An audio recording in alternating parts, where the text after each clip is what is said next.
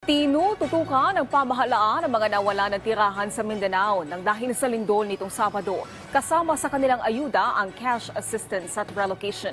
Nasa sentro ng balita si Joshua Garcia. Joshua?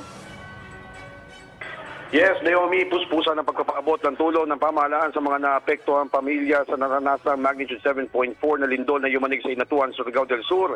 Dito lamang nakaraang Sabado ng gabi. Ayon sa Department of Human Settlements and Urban Development o DSUD, agaran nilang ipinaaktibo ang kanilang mga regional shelter cluster, particular sa Region 11 at 13, para mas mapabilis ang responde at may paabot ang mga kinakailangan tulong.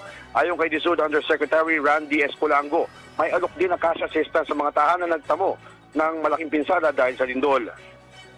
Meron din po kaming programa, yung Rental Subsidy and Financial Assistance Program. Ito po yung nagbibigay ho, ayon sa programa ito, magbibigay ho kami ng 10,000 pesos doon sa totally damaged houses.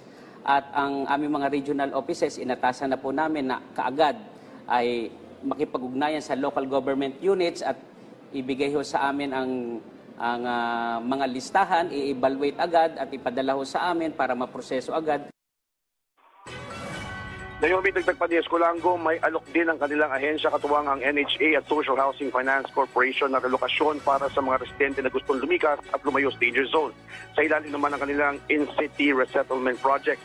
Samantalang sinilalim na ang Surigao del Sur sa state of calamity alinsunod sa Resolution number 11 or Resolution number 1410-23 series of 2023 na hiniling ni Governor Alexander Pimentel para sa kanyang nasasakupan. Ano pat mahalagaan niya ito para mas mapadali ang pagpapaabot ng tulong sa mahigit 100,000 pamilya na naapektuhan at para sa rehabilitasyon na rin ng mga nasirang infrastruktura na aabot sa mahigit 100 milyong piso. At yan muna ang mga pinakuling balita. Balik sa iyo, Naomi. Maraming salamat, Joshua Garcia.